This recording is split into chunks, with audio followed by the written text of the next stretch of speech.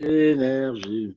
Allez, Daf Mem Vav, page 46, Masechet Shabbat, Perek Shlishi. Nous nous sommes arrêtés, le Daf Mem He, en bas de la page, deux lignes avant la fin, Amarle, Abaye, les Rav Yosef.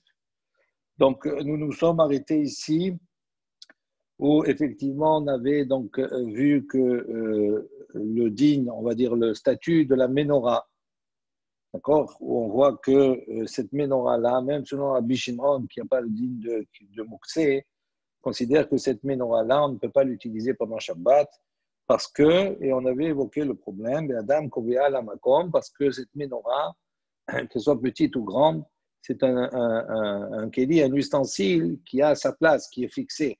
Donc, à partir du moment où on l'a fixé, avant Shabbat, on a fixé un makom dans un endroit. Donc, le fait de le fixer, c'est une manière de le mettre de côté. Et donc, on ne peut pas l'utiliser pendant Shabbat. Amar le Abaye de Rav Yosef.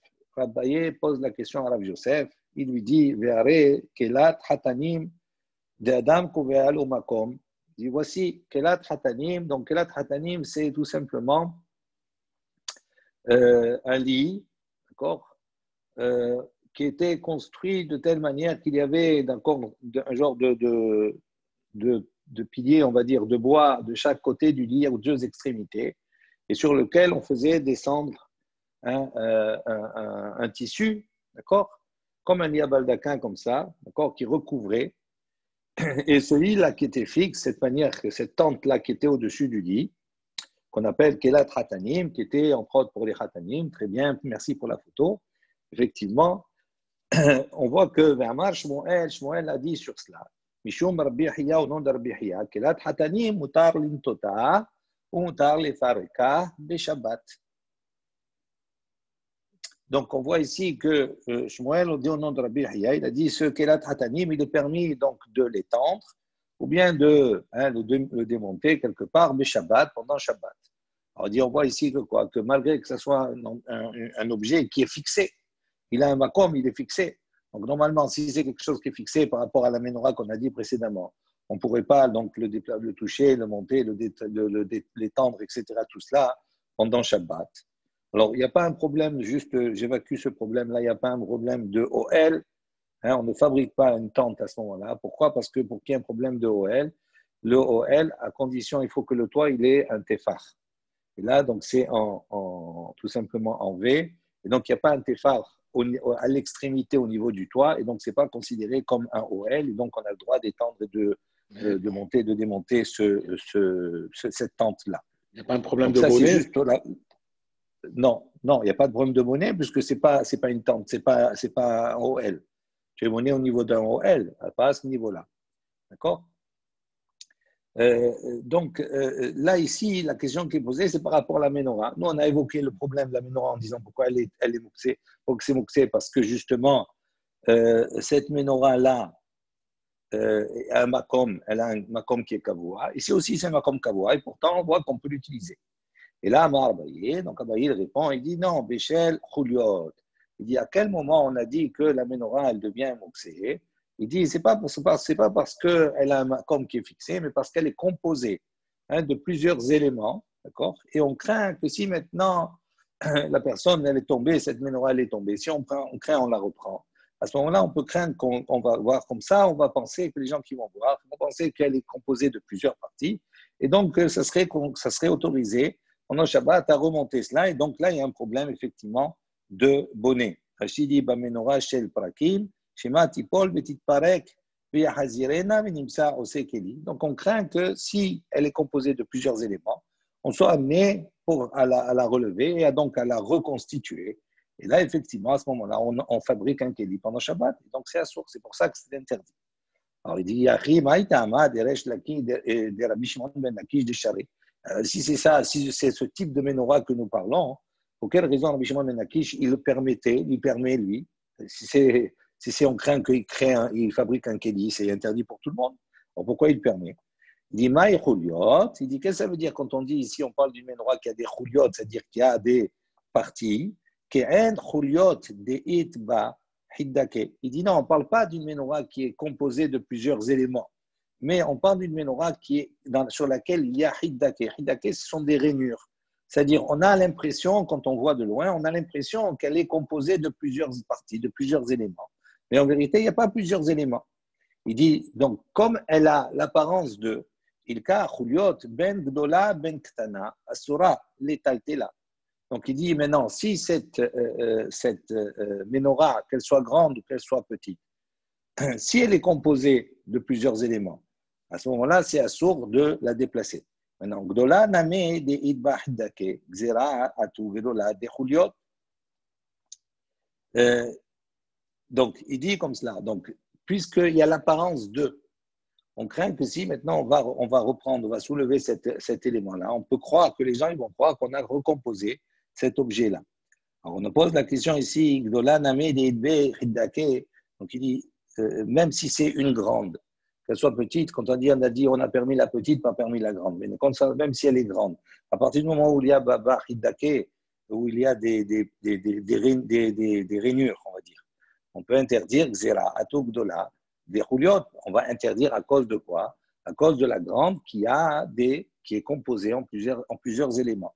Donc en vérité, la menorah qui a uniquement des rainures, qui n'est pas composée de plusieurs éléments, est interdit, c'est une xira à cause de la grande qui a des chuliot. Pour ne pas, d'accord, qu'on vienne à autoriser à dire qu'on peut construire un kéli pendant Shabbat. Qui plié, en revanche, là où il y a une marloquette, c'est pas, tu n'as pas compris? J'ai rien compris, Rabbi, excuse-moi. C'est pas Je grave. répète. Non, ça doit retarder. Non, ça retarde pas. 2 minutes. Je répète parce que c'est important. Donc, la première réponse, on a dit, on parle d'une menorah qui a des chuliot. Tout ce que là, jusqu'à c'est bien. Ça veut dire quoi? Ça veut dire que si elle est composée de plusieurs éléments, si on autorisait à toucher cet élément, à prendre cette menorah-là, on pourrait imaginer, d'accord, que la personne vienne à recomposer la menorah et donc reconstruire le kéli. Donc pour ça, c'est interdit. Maintenant, comment Resh Lakish, lui, il a pu autoriser? Si c'est vraiment ça, c'est interdit de construire un kéli. Donc comment il peut autoriser? On ne parle pas d'une vraie menorah qui est composée de plusieurs éléments. On parle du menorah qui a des rainures. Ça veut dire quoi? Ça veut dire que dans l'aspect, on a l'impression qu'il y a plusieurs éléments. D'accord. Maintenant, on continue. 2 secondes. Donc, ce qu'il dit ici, qu'un chuliot deidbach hidake. Donc, il car, donc pour cela, chuliot, maintenant, c'est cette menorah qui est composée de plusieurs éléments. Ben gdola, ben ktana, asura le taltela. Que ça soit grand ou petite, il n'y a pas de différence. Parce que quand on construit une grande menorah ou une petite menorah, ça reste à sourd. Dans le cas où on parle de vrais éléments qui constituent la menorah. De vrais chuliot. Voilà. Maintenant, on continue le raisonnement. Maintenant, il dit une grande menorah qui n'a pas des chuliot, qui est simplement, il y a des rainures. Elle, on dit, il n'y a pas de marqué, pas de discussion. Xera atuk dola des chuliot. Il dit, on va voir que les Chachamim ont fait une xéra sur cette menorah grande, d'accord, sur laquelle il y a des rainures, à cause de la menorah grande sur laquelle il y a des vrais chuliot. Donc c'est une xéra. Parce que la personne qui va voir de loin, sur une gdola, quand elle est grande, on voit les rainures. Ça veut dire on a l'aspect de loin, on voit comme s'il y a des morceaux, comme si la menorah elle est composée de morceaux. En vérité, c'est pas vrai, il n'y a pas de morceaux. Mais la personne qui voit, elle voit cela, donc elle voit que la personne, elle la reprend. Elle va imaginer qu'on a le droit de reconstruire une menorah. Et donc, elle, si elle se retrouve dans une situation où elle a une menorah avec des morceaux et qu'elle tombe, elle va dire, j'ai vu, donc je sais autorisé de le faire. Donc, c'est ça que Xérat Chachamim ici sur cela. Maintenant,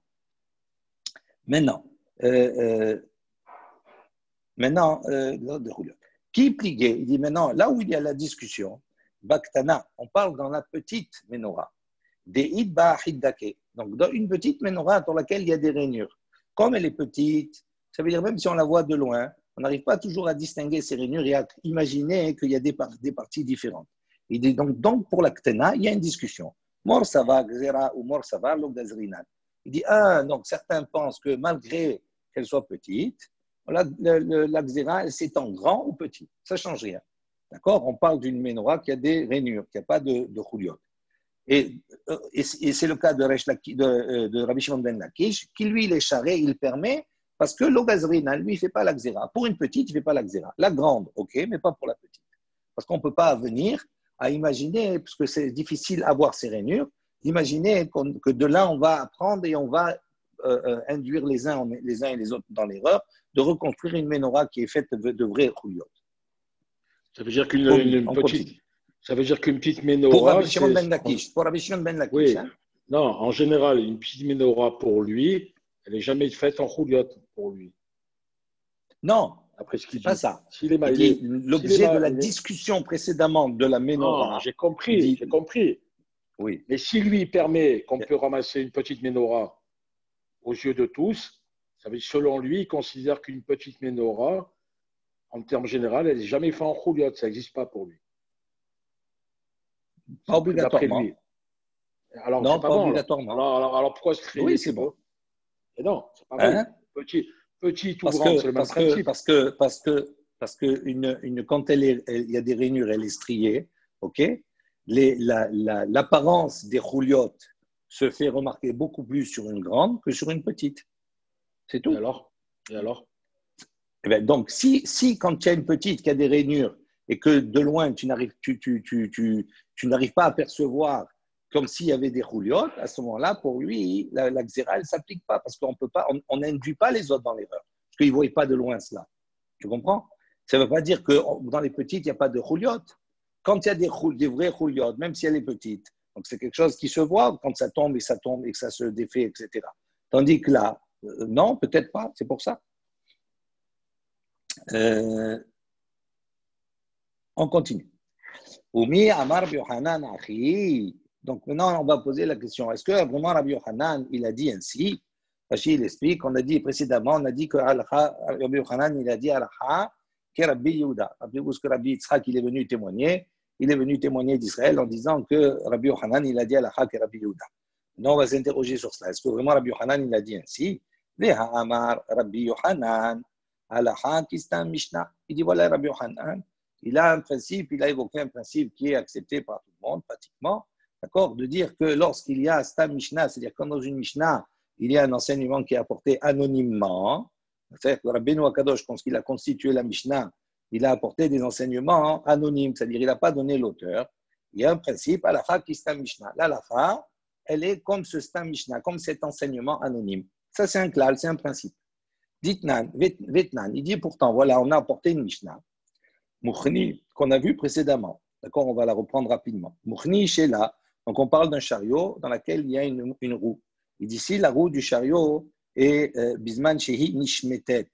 D'accord, c'est un élément qui peut se démonter, etc. Donc à ce moment-là, on considère que la roue du chariot a un statut qui est différent de l'ensemble du chariot.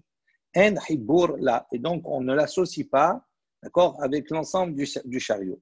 C'est-à-dire si le chariot maintenant, il a un statut de Touma, la roue, elle n'est pas obligée d'avoir le statut de Touma parce qu'on la considère comme étant détachée, comme étant un kéli à part. Et inversement. Il dit, également, on ne va pas associer cette roue-là pour mesurer l'ensemble du kéli, d'accord, dans des cas où savoir le volume du kéli du chariot pour considérer que ce chariot-là, il peut contracter l'impureté ou pas contracter l'impureté, ou s'il peut transmettre l'impureté au contenu, d'accord. Dans le cas où il est, par exemple, il a Arbaïm CA, à ce moment-là, il n'a plus le statut, comme il supporte une grande quantité, il n'a plus le statut d'un Kéli, etc., etc. Je passe les détails. On nous dit donc, Ve'en nim dedet ima. Elle n'est pas mesurée avec l'ensemble du chariot. Ve'en matzelet ima beho el amet. Également, elle ne sauve pas, d'accord, avec le chariot, beho el amet, quand le chariot passe au-dessus d'un mort. Ve'en gorerim ota beshabbat, bisman sheyesh alea ma'ot. Également, en gorerin ota beshabbat, on n'a pas le droit donc de la tirer pendant Shabbat, donc de la déplacer. Bisman sheyesh alea, au moment où il y avait sur elle, ma'ot, de l'argent. Ah, en alea ma'ot. Donc ça veut dire, on parle de quoi ici? Si elle avait de l'argent à l'entrée du Shabbat, donc à ce moment-là, on n'a pas le droit de tirer cette roue-là, parce que pendant Ben Hashmashot, elle a supporté cet argent. Même si après l'argent il est parti, on n'a pas le droit de le tirer. Dit ha en aleha ma'ot sharia. Donc on déduit d'ici que s'il n'y a pas sur cette roue-là de ma'ot, il n'y a pas d'argent, sharia, ça veut dire que c'est autorisé. Il dit même si pendant Ben Hashmeshot, il y avait cet argent qui était là-bas. Donc, ça veut dire qu'elle est rentrée dans Shabbat avec l'argent. On voit qu'on enseigne ici, on n'a pas le droit de tirer pendant Shabbat uniquement s'il y a sur elle de l'argent. Ça veut dire que s'il n'y a plus sur elle de l'argent, même si à l'entrée du Shabbat, il y avait de l'argent, on a le droit de la tirer. Donc, ça veut dire quoi? Le Stam Mishnah ici, il n'y a pas d'auteur. C'est anonyme. Donc, qu'est-ce que le Stam Mishnah il dit?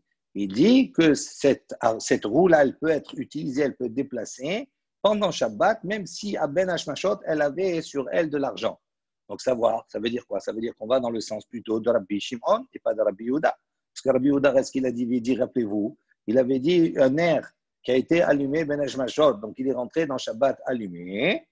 Donc, à ce moment-là, même s'il s'éteint pendant Shabbat, il est mouxé, on ne peut plus l'utiliser. Tandis que Rabbi Shimon, il a dit non. Il a dit, s'il est éteint, on peut l'utiliser pendant Shabbat. Donc, on voit ici qu'apparemment, d'après ce Stam Mishnah, il va selon l'opinion de Rabbi Shimon. Et donc, si on dit que Rabbi Yochanan, il a dit à la Chak Stam Mishnah, ça veut dire que Rabbi Yochanan, il pense comme Rabbi Shimon et non pas comme Rabbi Yehuda. Amar Bizira, Tehe Mishnatenu, Shelo Hayu Aleha Ma'ot, Kol Ben Hashmashot. Veshelo Lishbor Devarav chez Rabbi Yochanan. Donc, Rabbi Zira, il dit non. Il dit, considère que notre Mishnah, Tehe Mishnatenu, cette Mishnah-là de Mochni, Shelo Hayu Aleha Ma'ot, Kol Ben Hashmashot. Ça veut dire, on va considérer qu'il n'y avait pas, que cet argent-là n'est pas resté sur la roue pendant tout Ben Hashmashot. Ça veut dire qu'elle a été enlevée avant que Shabbat ne rentre. Il dit, pourquoi il dit on va traduire comme cela? On va expliquer cette Mishnah comme ça. Pour ne pas donc contredire et pas casser les propos de Rabbi Yochanan qui ont été rapportés précédemment en disant que Rabbi Yochanan, il a dit Elakha que Rabbi Yehuda. Amar Rabbi Yoshua ben Levi, Rabbi Yoshua ben Levi a dit, Paramahat la Rabbi li Diuspera. Donc on raconte un jour que Rabbi est allé dans un makom qui s'appelle Diuspera. Vehora ba menorah que Rabbi Shimon Baner. Donc, il a enseigné ba menorah pour la menorah, le digne de la menorah, que Rabbi Shimon Baner, comme l'enseignement de Rabbi Shimon, comme l'opinion de Rabbi Shimon Baner pour le ner. Ibayal et où? Donc, on a posé la question sur cet enseignement. C'est quoi? Hora ba menorah que Rabbi Shimon Baner le hetera, Odilma hora ba menorah le isura. Donc, il dit, qu'est-ce que ça veut dire qu'il a enseigné le statut de la menorah? Est-ce qu'il a enseigné le statut de la menorah que Rabbi Shimon Baner l'hétéra? Ça veut dire qu'on considère que le statut de la menorah, elle est comme le nerf pour Rabbi Shimon. Qu'est-ce qu'il a dit, Rabbi Shimon, à propos du nerf?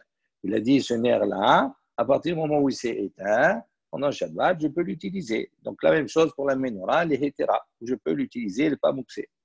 Odilma, ou bien peut-être, non, hora ba menorah, les Hissura, ou peut-être qu'il a enseigné pour la menorah les Hissura, ça veut dire du côté interdit.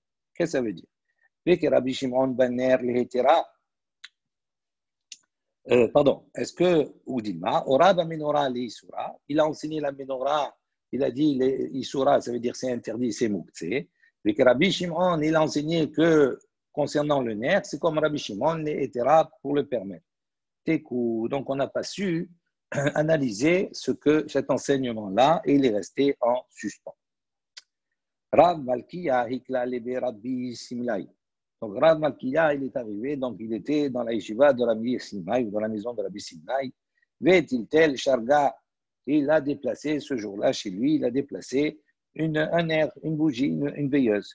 Veikpad Rabbi Simlai. Et Rabbi Simlai, il a été dérangé par cela, donc il a fait la remarque certainement pour montrer il a désapprouvé le fait qu'il ait déplacé ce nerf pendant Shabbat. Donc ça veut dire que certainement Rabbi Simlai, il allait selon l'opinion de Rabbi Yehuda, et ici Rabbi Malkiya, lui, il a fait comme Rabbi Shimon.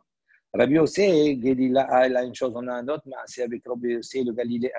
Il a les attraits de Rabbi Yossé, donc il est arrivé dans l'endroit de Rabbi Yossé, de Rabbi Hanina, le fils de Rabbi Hanina. Tiltel, Sharga, la même chose. Il a donc déplacé une veilleuse, pas de Rabbi Yossé, Rabbi Hanina. Et Rabbi Yossé, Rabbi Hanina, il a été contrarié de cela. Rabbi Abaou, qui éclate les attraits de Rabbi Yoshua ben Levi, on raconte que Rabbi Abaou, lorsqu'il est arrivé à l'endroit de Rabbi Yoshua ben Levi, Avam et Taltal Sharga, donc il a déplacé donc une veilleuse, qui éclate les attraits de Rabbi Yohanan, lorsque ce même Ce même Rabbi Abaou, il est arrivé dans l'endroit de Rabbi Yochanan. Lo hava metaltel sharga. Il n'a pas déplacé, il ne déplaçait pas de veilleuse. Ma'inafshah. Pour quelle raison? Pourquoi il a deux attitudes comme ça qui étaient différentes? Ou il permet de déplacer, il déplace dans toutes les situations. Ou il permet de ne pas déplacer, il ne déplace pas du tout. Non, il dit que Rabbi Yehuda Zvirale, s'il pense comme Rabbi Yehuda, Rabbi Yehuda, il a qu'à faire comme Rabbi Yehuda dans toutes les situations. Et que Rabbi Shimon Zvirale, s'il pense comme Rabbi Shimon, Rabbi Shimon, il a qu'à faire comme Rabbi Shimon. On ne comprend pas, il fait une fois comme ça, une fois comme ça. Les Olam, en vérité, que Rabbi Shimon Zvirale. Donc, en vérité, il pense comme Rabbi Shimon, que quoi, qu'on a le droit, d'accord, un nerf Yachan, même si c'est un nerf qui a été utilisé, on peut l'utiliser, il n'est pas bouxé pendant Shabbat. Ou Mishum, Kvodo de Rabbi Yochanan, ou de la Hava Avid. Et donc, pour quelle raison, quand il était dans le Makom, dans l'endroit de Rabbi Yochanan, il n'a pas déplacé? Il dit Mishum Kvodo, pour respecter l'opinion de Rabbi Yochanan, parce que Rabbi Yochanan, on a dit que lui, il pense à la Chak et Rabbi Yehuda. Amar Rabbi Yehuda, Amarav Yehuda, Sharga de Mishha, Share le Taltule, de Nafta, Asur le Taltula. Donc, Rav Yehuda, il a dit, Sharga, donc une veilleuse de Mishha, qui est allumée avec de l'huile. Share le Taltula, il est permis de la déplacer. Donc, on avait vu précédemment que Rav Yehuda, lui, ne permet pas de déplacer. Pourquoi? Parce que Rav Yehuda, il considère qu'il y a Mouksé Mehamat Mi'ous, rappelez-vous. Comme le Keli, il est fait en Keli Heres, c'est un Keli d'argile. Donc, quand on allume avec l'huile, elle s'imprègne dans le Keli Heres, dans l'argile, et donc c'est un peu dégoûtant. Et donc, Rabbi Yehuda, il tient compte du Keli de Mouksé Mehamat Mi'ous, tandis que Rabbi Yoshimon, non. Donc, il dit, lui, Rabbi Yehuda, lui, il a déplacé, même si c'était un peu maous, un peu dégoûtant, il s'autorisait à déplacer. Il dit, c'est permis de dépasser Shavga de Mishra. En revanche, si ce nerf-là, il avait comme combustible des nafta, du neft, c'est-à-dire du pétrole, il dit Asur l'étal toula. Il dit à ce moment-là, c'était interdit de le déplacer. Pourquoi? Parce que avec le neft, avec ce pétrole-là, c'était quelque chose qui était encore plus maous, encore plus dégoûtant que Mishra, que l'huile. L'huile, ça passait. Mais le neft, comme c'était encore plus salissant, donc lui, il n'autorisait pas du tout cela. Ce que dit Rashi, des misra hafilou Rabbi Shimon modé de lo hazé et là les melachto. Donc il dit, comme c'était tellement misra, c'est tellement sale, etc., que même Rabbi Shimon, il est d'accord que dans ce cas-là, pour un nerf qui est fait avec du neft, on n'a pas le droit de le déplacer. Pourquoi? Parce qu'il est fait uniquement que pour cette utilisation-là. Et donc, comme il est fait uniquement que pour cette utilisation-là, c'est un peu l'idée qu'on a vue précédemment, qu'il a déjà, à l'entrée du Shabbat, il est déjà mis de côté, il est déjà repoussé totalement pour être utilisé que pour cela. Donc, c'est pour ça, même Rabbi Shimon, il serait d'accord dans ce cas-là que c'est moussé. Rabba et Rav Yosef, de Amrit Arbayou. Rabba et Rav Yosef, ils ont dit tous les deux, des nafta, nameshare litaltula. Non, eux, ils pensent que même si c'est avec du neft, c'est quand même permis de le déplacer. Rabbi Avia, Ikla Lebe Rabba, Rava. Donc, on raconte que Rabbi Avia, Rav Avia, il est arrivé dans la yeshiva, dans la maison de Rabba. Ava Meisan Bokarae Batina. Et on raconte qu'il est rentré et il avait donc ses souliers qui étaient remplis de boue, qui étaient sales. Hative Hapuria Tame de Rabba. Il s'est assis sur le lit devant Rabba. Donc, il a sali le lit. Ikpad Rabba. Donc, Rabba, il a été contrarié par rapport à cela. Béa les tsaouré. Donc, il a voulu, d'accord, les tsaouré, le punir quelque part. Mais ici, Rashi dit, ou béa les tsaouré, béchéelot. C'est-à-dire, il a voulu l'embêter, le faire du tsahar, le faire souffrir un petit peu. Mais comment? Béchéelot, avec des questions. Il va le questionner. Amali lui a dit, Maïta Amar Rabba de Rav Yosef d'Amrit Arbaïou, Sharga de Nafta, Namishare Letal Toulé. Il a dit, pour quelle raison Rabba et Rav Yosef, ils sont d'accord pour dire que si c'est une veilleuse qui est faite avec du pétrole, c'est également, ils autorisent de le déplacer. Amar, donc, Rav Avia, il lui a répondu, il lui a dit, Oril vechazia lechasouye bamana. Il dit, pourquoi? Parce que, ok, d'accord, on ne peut pas l'utiliser parce que c'est maous, c'est un peu sale. D'accord? Mais on peut quand même, son utilisation n'est pas complètement, on ne peut pas dire qu'on ne peut plus rien faire. Au contraire, on peut encore l'utiliser, les chassouillés, pour recouvrir avec ça un ustensile, un keli. Donc, comme on peut l'utiliser pour une autre fonction, il dit qu'à ce moment-là, c'est pour ça qu'ils ont permis de le déplacer. Et la Me'ata, alors il lui a dit, c'est quoi? Alors, si c'est comme cela, il dit à ce moment-là, toutes les pierres qu'il y a dans la cour, je sais pas, normalement c'est mouxé une pierre, parce que je ne peux pas l'utiliser. Il dit alors à ce moment-là, on peut prendre toutes les pierres qu'il y a dans la cour et les utiliser pour recouvrir des objets. J'ai une bouteille, j'ai perdu le bouchon, je prends une pierre, je mets dessus, donc je bouche. Donc ça serait permis, pourtant on voit qu'on n'utilise pas, c'est mouxé. Amarlé lui a répondu, Rapavia, il lui a dit, Ha'ika Torat Keli Aleha. Ane, leka Torat Keli Aleha. Il dit non, c'est pas la même chose. Parce que le nerf, il a Torat Keli, donc il a un statut de Keli, c'est un ustensile. Donc, comme c'est un ustensile, donc il a une certaine valeur, donc il n'est pas mouktsé. Même s'il a été utilisé, même s'il est maous, même s'il est sale, à partir du moment où je peux, ce même Keli, l'utiliser pour une autre fonction, à ce moment-là, donc il n'est pas mouktsé, donc je peux l'utiliser pendant Shabbat. Tandis que les pierres, c'est des pierres, ils n'ont pas Torah de Keli, ce n'est pas des ustensiles. Donc ça veut dire que même déjà à l'entrée du Shabbat, eux, ils sont déjà considérés comme rien, ce n'est pas des ustensiles, donc je n'ai pas la pensée sur eux. Donc c'est sûr que pendant le Shabbat, ils sont mouxés, je ne pourrais pas les utiliser. Donc c'est pour ça la différence qu'il y a entre les deux. Milo Tanya, il dit d'ailleurs, regardez, donc il va apporter une preuve à ses dires.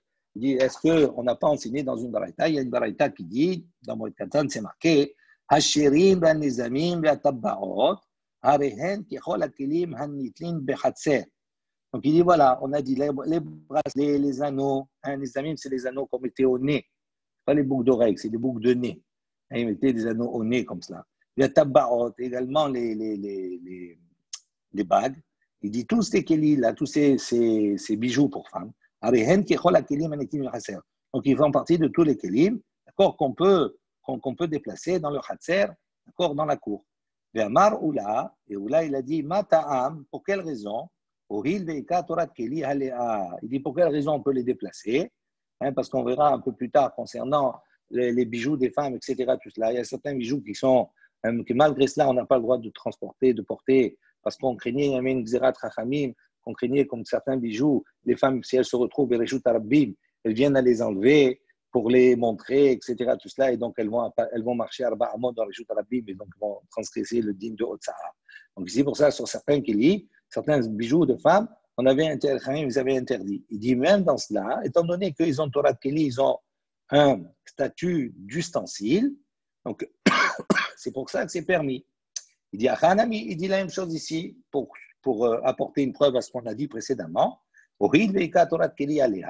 Puisque ce nerf-là qui a été allumé avec du nef, il a un statut de Keli, donc c'est pour ça qu'il n'y a pas un digne de Moussé que je peux l'utiliser pendant le Shabbat. Point. Amar Abdahman bar Yitzhak Barich Rahamana de la Chassife Rava le Rav Avia.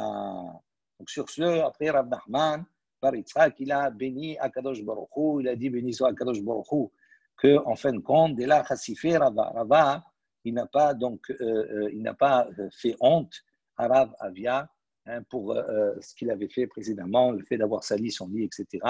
Il a posé des questions et Baruch Hashem, il a répondu. Et donc, de cette manière-là, il n'a pas eu honte, il n'a pas fait honte. Ramé les Abaye les Rava. Il n'a pas fait honte, mais l'autre, il n'a pas eu honte de mettre les chaussures sur le lit. Hein. Ah, l'homme Chanel. Comment on peut. Et Rava, il est plus grand que Ravavia ou comment? Rava, c'est une référence, Rava. Oui. Bon, maintenant, il n'a pas eu honte. Il n'a pas dit qu'il a fait exprès ou pas. Bon. Oui, il a fait exprès. Non, je n'ai pas dit qu'il a fait exprès, je ne sais pas. Et s'il n'a pas fait exprès, l'autre, il ne se vexe pas. Bon, on continue, on verra.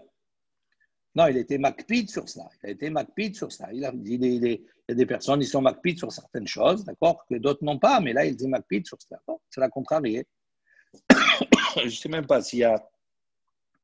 Non, Rachid dit rien, il dit pas de Rabba, Mishum Tinouf Hammita. C'est tout. Il y a des personnes qui sont plus sensibles que d'autres, ou qui sont plus méticuleuses, ils font attention à des choses des fois que d'autres personnes ne font pas attention. Bon. Mais on voit que de toute façon ici, combien les Chachamim, même Rava, même s'il a voulu les Tsaoré, il a voulu lui faire on voit comment il a voulu apporter des choses par des chélotes. Il n'a pas grondé, il n'a pas crié, il n'a pas, d'accord, il n'a pas fait du mal particulièrement. Mais on voit que malgré ces chélotes-là, Baruch Hashem, Akadosh Baruch Hu, il a fait en sorte que Avia soit ait honte face à ces chélotes-là, parce qu'il a su répondre. On continue. Ramé les Avaye les Ravins. Donc on va voir que Avaye va opposer, d'accord, Abaye va opposer un enseignement à Rava, d'accord, et une contradiction sur l'opinion de Rabbi Shimon, qui lui, Rabbi Shimon, a dit qu'il n'y a pas digne de Mousse, etc. Tanya mutar hashemen shebaner, vishibake'ara asur. Donc il y a une baraïta qui dit mutar hashemen shebaner, l'huile qui se trouve dans le nerf, il est autorisé. Vishibake'ara, et l'huile qui se trouve dans la ke'ara, dans l'ustensile un peu plus grand, asur, est interdit. Rabbi Shimon m'attire et Rabbi Shimon il permet. Alma, les Rabbi Shimon, let les mouxé. Donc, on voit donc, on peut déduire ici que pour Rabbi Shimon, let les mouxé, il n'y a pas de digne de mouxé. D'accord? Puisqu'il autorise. Pour min, où on va venir objecter un autre enseignement. Rabbi Shimon Omer, voilà, Rabbi Shimon dit Kol she'en mumo nikar me'erev yom tov, en ze mina mouchan. Donc, ce même Rabbi Shimon qui dit qu'il n'y a pas de mouxé sur ces nerfs-là, on voit que quand on parle ici, on parle de quoi? De quelqu'un, on parle d'un béchor, un animal, d'accord, une béma théora qui a mis au monde un béchor. Ce béchor-là, il a un statut particulier, puisque normalement, il doit être donné au Kohen. Et le Kohen, il doit l'apporter au Mikdash, en Korban, et après l'apporter au Mikdash, le sacrifier là-bas, il veut le consommer. Maintenant, ce béchor-là, il peut être apporté en tant que korban à partir du moment où il n'y a pas de moum, il n'y a pas de défaut. Maintenant, si le béchor, il a un moum, à ce moment-là, il va toujours au Kohen, mais il peut être consommé comme on consomme de la viande chol normale, sans aller, il ne peut pas l'amener au mikdash. Maintenant, on nous dit ici le cas suivant. Kol she'en mumo nikar me'erev yom tov. C'est tout animal, tout béchor, dont avant la veille de Yom Tov, on parle de Yom Tov parce que c'est le lendemain, on peut faire la shrita pour pouvoir le consommer, d'accord? Uniquement, on fait la shrita de ce qui est consommable par la personne, mais d'un animal qui n'est pas consacré, un animal qui est chol. Il dit maintenant, si avant que Yom Tov ne rentre, en nikar mumo, son moum n'était pas reconnaissable, c'est-à-dire il n'avait pas de moum, on ne voyait pas. À ce moment-là, si le moum il est venu pendant Yom Tov, en zemina mouchad, même pour Rabbi Shimon, ce béchor, il est mouxé, on ne peut pas l'utiliser, on ne peut pas lui faire la shrita. Pourquoi? Parce qu'il considère que, étant donné qu'il est rentré dans Yom Tov sans aucun moum, donc ça veut dire qu'il était donc Ekdesh, il était Kodesh, donc on ne peut pas l'utiliser pour une consommation personnelle. Il dit à ce moment-là, même si quand le moum il apparaît pendant Yom Tov, d'accord, ça ne le rend pas utilisable. Donc on voit qu'il considère que si la veille, il est rentré dans Yom Tov sans moum, même s'il a un moum pendant Yom Tov, il reste mouxé. Et donc, c'est un peu contradictoire avec ce qu'on a dit précédemment. Le nerf, il a été allumé avant Yom Tov, donc il est rentré dans la fête, il est rentré avant Shabbat, il est rentré dans Shabbat allumé. Et donc, qu'est-ce que dit Rabbi Shimon? Il dit, s'il s'est éteint, on peut utiliser le shemen, etc., tout cela. Donc, on voit qu'il n'y a pas de digne de mouxé, alors qu'ici, on voit qu'il y a le digne de mouxé. C'est contradictoire. Il dit Ariashta. Il dit non. Comment on va expliquer? Il dit maintenant Ata, Madame Yoshev, ou Metsape, Hematai, Tirbenero. Il dit c'est pas la même chose. Dans le cas du nerf, on peut dire là-bas, l'homme il est assis et il espère, il attend. D'accord? Il anticipe quand le nerf va s'allumer, je vais prendre le shemen, je vais prendre l'huile. Il dit quand Shabbat, même si le nerf on l'allume avant Shabbat, pendant qu'il est allumé, même selon Rabbi Shimon, il s'est mouxé, je ne peux pas l'utiliser. D'accord? Pourquoi je ne peux pas l'utiliser? Parce on est en train de s'occuper d'une mitzvah. Et le nerf et l'huile qu'il y a dedans, je ne peux pas l'utiliser parce que si je prends, je vais éteindre, je vais activer, je vais éteindre, je vais éteindre le nerf. Donc ça, c'est assour. Donc on voit ici que quoi? Que quand il allume la veille de Shabbat, en vérité, dans son esprit, il est metzapé, il a déjà prévu dans son esprit que lorsque le nerf va s'éteindre, je vais utiliser le shemen, je vais utiliser l'huile. Donc, c'est prévu dans son programme. Donc, il dit, c'est pour ça que pour Rabbi Shimon, dans ce cas-là, il n'y a pas de digne de mouxé concernant le shemen. En revanche, Acha, ici, dans le cas du Bechor, Atam, Yoger, ou Metsavé, Mata, Ipol, Moumoum, il dit, est-ce que l'homme, il s'assoit, donc je traduis, il s'assoit et il espère il va programmer, il va déjà anticiper quand c'est que cet animal il va avoir un moum. Il dit, c'est sûr que non. Mais Maramar, il dit, il dit, est-ce que il va dire déjà en amont, il va dire, quand c'est que va tomber un moum, un défaut sur cet animal, et même si tu vas dire qu'il va anticiper le fait de dire qu'il va avoir un défaut sur cet animal, est-ce que maintenant il va anticiper, il va dire j'attends que sur cet animal tombe un défaut kavua, c'est-à-dire un moum qui est fixe, c'est-à-dire qu'il ne va pas passer, qui rend inapte complètement à être amené au mikdash, le bechor. Et même si tu vas dire qu'il va dire, allez, on va supposer qu'il a déjà anticipé dans sa tête avant la fête qu'il va prévoir qu'il va tomber un moum kavua sur lui. Il dit, il dit, est-ce que maintenant tu peux dire qu'il va anticiper également d'aller chercher à ce moment-là un expert pour pouvoir définir si le moum il est kavua ou pas. Il va chercher un chacham pour cela. Donc il dit, on voit combien il y a de circonstances qui se rajoutent au fur et à mesure. Et surtout, qu'on peut toujours tout anticiper quand c'est quelque chose qui nous concerne à nous. Mais là, on voit que la dernière anticipation, celle-là, elle ne peut même pas être là. Pourquoi?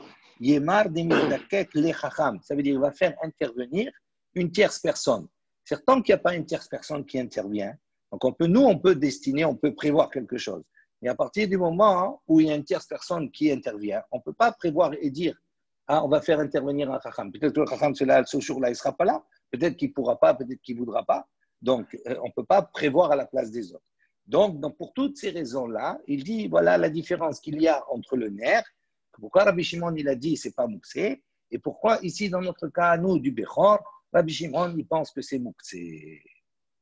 On a bien compris. Métiv Rami Barhama.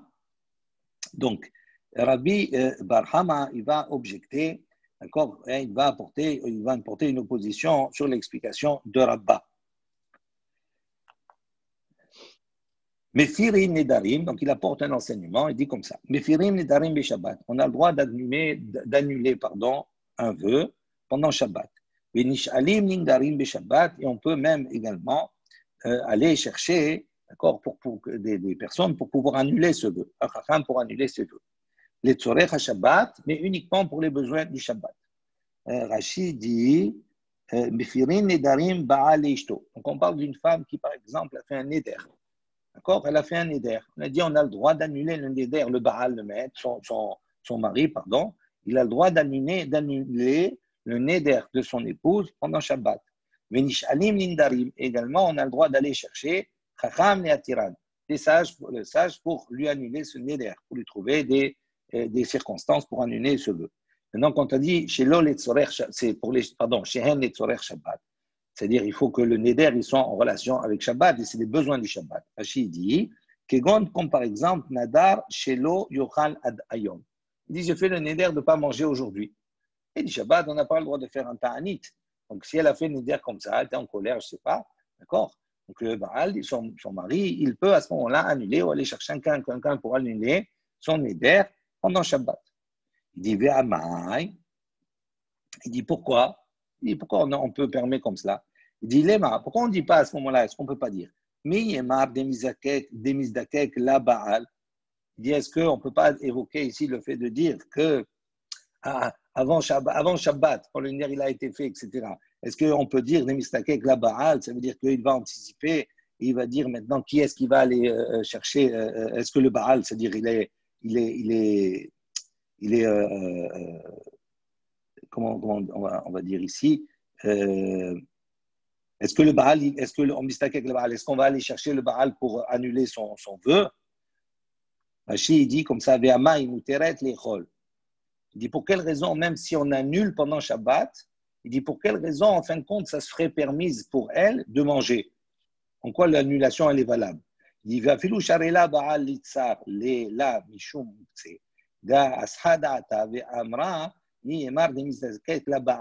ça veut dire, elle, quand elle a fait le vœu la veille de Shabbat, oui, même si tu vas dire le Baal, il va annuler. Mais est-ce que dans son esprit, elle va dire que ce vœu, il va dépendre de l'acceptation, on va dire, de mon mari ou pas? Il dit non. Donc c'est une tierce personne également ici qui intervient. Et pourtant, on dit que quoi? Que le Baal, il peut annuler le vœu et elle peut manger. On ne dit pas qu'à ce moment-là, ce qu'elle va prendre, c'est mouxé. Ti atam ki de Rav Pinchas mishme de Rava. Il dit là-bas, hein, c'est l'opinion comme Rav Pinchas qui a dit au nom de Rava. Il dit Rav Pinchas mishme de Rava. Rav Pinchas, il a dit au nom de Rava. Kol hanoderet al da'at ba'ala hinoderet. Il dit pourquoi? Parce que Rav Pinchas, il considère que toute noderet, toute femme qui fait le neder, elle sait, donc dans son esprit, déjà au moment où elle fait le neder, al da'at ba'ala, c'est selon l'opinion, on va dire, la pensée de son mari, inoderet. Elle fait le neder par rapport à cela. Donc elle sait à la base que ce n'est pas une tierce personne. Elle sait que le neder, il va être également conditionné par son mari. Et si le mari ne l'accepte pas, à ce moment-là, il peut annuler lui-même le neder, le vœu, ou faire venir quelqu'un pour annuler le vœu. Donc ce n'est pas le même cas. Tashma, viens, écoute. Nish'alin nindarim. Donc, on a dit, on va chercher pour annuler le vœu pour les besoins du Shabbat. Le Shabbat, pendant Shabbat. Il dit, comment c'est possible? Lema, miyemar, nemizdakek, la chacham. Il dit, comment on peut dire, peut-être que, est-ce qu'on va trouver là-bas un chacham? Là, il y a une tierce personne également. Donc, on ne peut pas conditionner le vœu, on va dire, et dire qu'elle a pensé avant, etc., qu'on va aller peut-être chercher un chacham. Atam, il a mizdakek, les chacham. Il dit, pourquoi là-bas, ce n'est pas la même chose? Parce que dans le cas d'un neder, si tu ne trouves pas un chacham, sagia les begimel idiotot. C'est-à-dire, il suffit de trouver 3 personnes simples, même qui ne sont pas chachamim, qui constituent comme un beddin pour annuler le vœu de sa femme. En revanche, pour le cas du bechor, mi yemar denizakek le chacham. Il dit là-bas, c'est sûr qu'on ne peut pas apporter n'importe qui pour vérifier le bechor s'il a un moum qui est kavua ou pas. Donc là-bas, on a effectivement besoin d'un chacham. Et donc là, à ce moment-là, cette personne, cet expert-là, il rentre, c'est un point important dans le fait qu'à ce moment-là, on considère que ce neder, que cet élément-là, il est mouktsé, même selon l'opinion de Rabbi Shimon. Ramé, les Abaye, les Rav Yosef. Donc Rabbi Abaye, il va justement apporter, il va opposer à Rabbi Yosef. Mi amar Rabbi Shimon, kafta mutar li taltela, kafta in lo kafta lo. Il dit, est-ce que vraiment Rabbi Shimon, lorsqu'il a parlé de ce nerf, il a dit kafta mutar. Si maintenant le nerf là qui a été allumé avant Shabbat, il est resté allumé Shabbat. Et pendant Shabbat, il s'éteint. Donc on a dit Rabbi Shimon, kafta mutar li taltela. Rabbi Shimon, il pense qu'on peut le déplacer. Kafta in. Donc ça veut dire quoi? Ça veut dire que si c'est éteint, on peut le déplacer. L'eau kafta, mais en revanche, s'il est toujours allumé, l'eau, on n'a pas le droit de le déplacer selon Rabbi Shimon. Pour quelle raison? Et non, pour quelle raison Rabbi Shimon il dit on n'a pas le droit de déplacer quand il est allumé? On recherche le ta'am. Dilma badenakit la kafta. Dit parce que certainement que quand on va le déplacer, si on le déplace, qu'est-ce qu'on va craindre? En le déplaçant, on risque d'éteindre. Et donc s'il éteint, c'est une melacha de Shabbat, donc c'est assez assourd. Il dit ha sham'ina ne le Rabbi Shimon de amar davar she'en mitkaven mutar. Il dit pourtant. On a vu que Rabbi Shimon aussi, il a un autre principe. Il a dit, davar she'en mitkaven.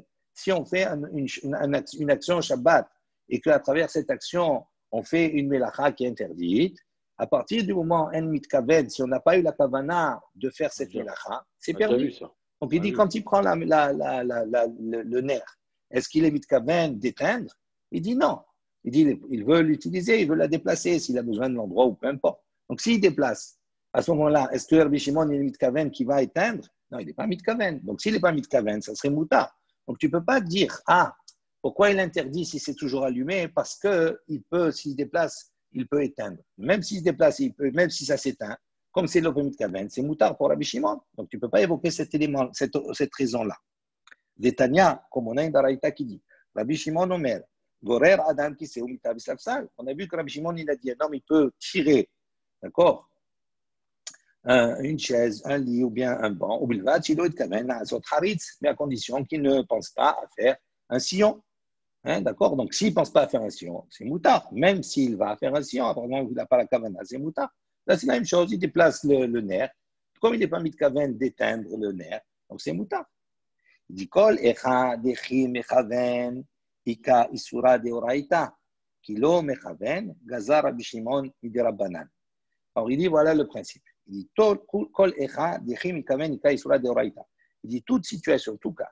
Dans le cas où il est mitkaven, ça veut dire il pense à ce qu'il fait, il le fait pour cela, et qu'il y a Issour de Oraïta, Ça veut dire quoi? Si je prends le nerf, je le prends avec la kavana d'éteindre. Je veux éteindre. Donc, si j'éteins, je fais un issour de oraita.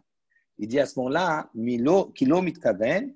Donc, ça veut dire que s'il a fait sans kavana, Gazar Rabbi Shimon midrabanan. Rabbi Shimon, il a décrété que c'est interdit selon les chachamim. Je n'ai pas pris le bon exemple du nerf, hein? On va voir. D'accord? En revanche, il dit, mais si maintenant, quand on est mitkaven, quand on a l'intention, on le fait intentionnellement, de faire une melacha qui est interdite en soi, uniquement midrabanan. Elle n'est pas interdite midoraita. Kilo mechaven, dans le cas maintenant où la personne elle fait d'une manière intentionnelle, Rabbi Shimon, il permet même nichatchila de le faire. D'accord? Donc, il dit ici comme cela. Donc, il dit, quand on a dit Rabbi Shimon, c'était le bon exemple, pardon. Quand Rabbi Shimon, il a dit pour la veilleuse, il a dit, tant qu'elle est allumée, je ne peux pas la déplacer. Si elle est éteinte, je peux la déplacer. Alors, il dit, pourquoi? Comment ça se fait? Alors, il craint que peut-être il va venir à l'éteindre, mais on a dit, l'homme il n'est pas tour. Et c'est moutard. Il dit, non, ce n'est pas la même chose. Parce que éteindre, ici, c'est un issour de oraita. Donc, comme le issour à la base, il est de oraita, si je l'avais fait consciemment, si j'avais éteint consciemment, j'aurais fait un issour de oraita. Quand je le fais inconsciemment, involontairement, à ce moment-là, Rabbi Shimon lui-même, il est gozer midirabanan. Ça veut dire que lui, il interdit de déplacer l'objet midirabanan. En revanche, si maintenant je fais quelque chose, gorer, quand je vais tirer une table, même si cette table va faire un sillon, le sillon, ce n'est pas un sourd d'Eoraïta. Pourquoi? Parce que qu'est-ce qui est d'Eoraïta sourd? C'est de faire une harisha, c'est-à-dire de labourer. Ici, ça ne s'appelle pas labourer. Donc, il dit c'est un sillon. Ici, est-ce que le sillon pendant Shabbat, il est assour d'Eoraïta? Non, il est assour d'Erabanan. Donc, comme il est assour d'Erabanan, Rabbi Shimon, il a autorisé chez l'homme Mitkaven des Khatrila. Métiv Rava. Donc, Rava, il vient opposer un enseignement. Donc, on a dit, Mukhre kesut mukhrin kedarkan. Ubilvat shelo itkaven behama mipnei hama ubekshemim mipnei akshamim. Ve'atznuim mashpilin bemakel le'achorehen. Il dit, voilà, il apporte une Mishnah qu'on a vue précédemment. D'accord? Donc, il a une, c'est marqué. Mukhre kesut, donc les vendeurs d'habits, mukhrim kedarkan, ils peuvent vendre les habits comme ils ont l'habitude. C'est-à-dire, si maintenant, le vendeur, il vend un habit qui est composé de lin et de laine, un chatnez, etc., tout cela. Il dit, lui, il peut vendre un habit qui est en laine. Alors, comment il faisait à l'époque? Alors, pour montrer le modèle, le vendeur, il mettait l'habit sur lui. Comme ça, il mettait l'habit sur lui, il montrait, pour montrer un petit peu le modèle et le vendre. Donc, il dit, ici… Le chouk. Il dit, il peut faire comme il a l'habitude de vendre, il vend comme ça. Mais à Ubilvad, simplement, il faut faire attention. Chez l'Oïchaven, il ne faut pas que quand il fait chaud, quand c'est l'hiver ou quand c'est l'été, d'accord, qu'il soit Michaven, qu'il pense à tirer profit maintenant de l'habit qu'il porte sur lui. D'accord, s'il est en train de vendre des habits d'hiver, et quand il le met comme cela, et il a une anaha, il fait chaud avec, donc il tire un profit de cela, à ce moment-là, il n'a pas le droit. Et si c'est l'été, il met un habit d'été comme ça, décolleté un peu, donc il dit, il ne faut pas qu'il tire profit de ça. Maintenant, ceux qui sont plus pudiques, etc., eux, qu'est-ce qu'ils faisaient? Ils étendaient les habits comme ça sur des cintres, sur des pieux. Ils avaient des modèles, ils ne mettaient pas sur eux directement. Il dit, comment c'est possible qu'on peut autoriser le vendeur de mettre un habit chatnez et en précisant, il ne faut pas qu'il ait la kavana de tirer profit si c'est l'été ou si c'est l'hiver. Il dit maintenant, mettre un habit de chatnez, c'est un issour de oraïta. On est d'accord? Donc, qu'est-ce qu'on a dit dans le principe dans le klal précédent? Si c'est un issour de oraïta, même l'omit kaven, c'est assour. Il dit, comment on a permis ici? Je relis dans les mots. Il dit, s'il a pensé, il y a issour de oraïta. Kilo mechaven. Comment Rabbi Shimon il a pu autoriser a priori de faire comme ça? Normalement, il aurait dû interdire. Il aurait interdit midirabanan. Et là, Amar Rava, Hanach lener shemen uptila ou il dinasa basis la davar ha'asur. Donc Rava il va proposer ici une autre raison. Donc, c'est-à-dire, pour quelle raison Rabbi Shimon, pour le nerf, il dit, s'il est allumé, je ne peux pas le déplacer. S'il est éteint, je peux le déplacer. Donc, on a épuisé toutes les raisons en disant, on a peur qu'il va venir à éteindre. Et on voit qu'on a des questions sur cela. Donc, Rava lui va proposer une autre raison. Pourquoi il ne peut pas déplacer? Il dit, Hanach les nerfs shemen utila. Il dit, laisse de côté le problème du nerf, le problème de la veilleuse, le problème de l'huile, le problème de la ptila. Oril de Naasa Bassis, il dit non, en vérité, puisque le contenant, il est bassis, il est une base. Les davar ha'asur a une chose qui est interdite. C'est pour ça que je ne peux pas le déplacer tant qu'il est allumé. Ça veut dire quoi? Rashi dit, les shalhevet de bechi aï mukse, modé Rabbi Shimon, she'akol tefel les shalhevet. Rabbi Shimon est d'accord pour dire que tout l'élément, tout le nerf, il est en vérité, il est facultatif, il est secondaire, il vient accompagner shalhevet la flamme. La flamme, pour qu'elle existe, il faut qu'il y ait une mèche. Mais pour que cette mèche, elle puisse donner la flamme, il faut qu'il y ait l'huile. Et pour qu'il y ait l'huile, il faut qu'il y ait le contenant.